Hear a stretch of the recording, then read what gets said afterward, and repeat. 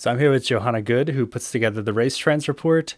And Johanna, you're going to talk about who runs races, right? Yeah, so we're going to look at kind of average participant demographics for races in the US. First, kind of starting with gender, we see about 53% of participants identify as women.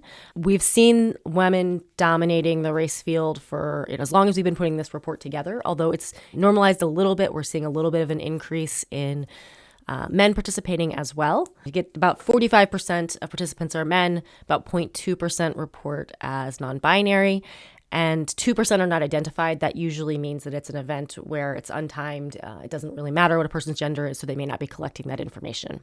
The important thing to know about that is just you want to make sure that you're always keeping women in mind in your marketing because they are still a majority of your participants, making sure that you have them included in your images and that you're buying giveaways that would fit women's bodies is a good way to make sure they feel included. The next thing we look at is the average age of participants.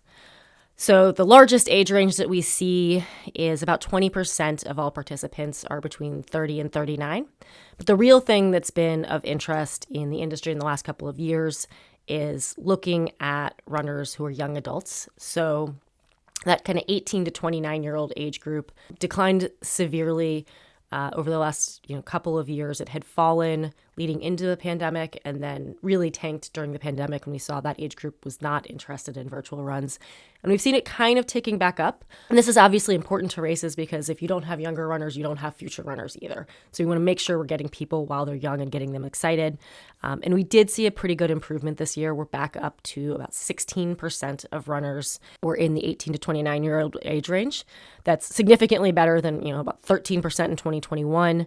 I will say that back in 2016 and 2017, we saw that as high as about 22%. So we're still not quite back up to pre-pandemic levels, but it is improving year over year. And the other thing that I'll say is encouraging is about 19% of participants were under 18. And so that's going to include things like kids races.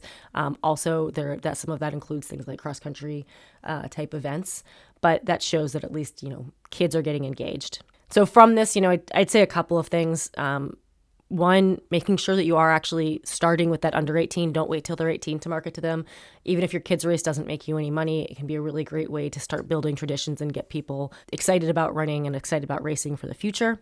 A wide range of distances also helps to make sure that you're inclusive for newer runners, that you're allowing people to come in as beginners and get engaged. And that can help with bringing in people of all ages, but especially younger people who may be newer runners.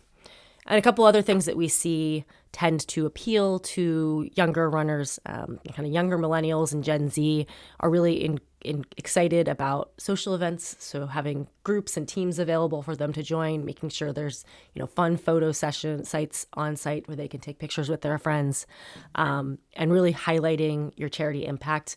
Younger people tend to really like to feel like the events they're going to are also doing something good, and most races work with a charity, so make sure that that's something that you're really focused on when you're talking about the benefits of your race.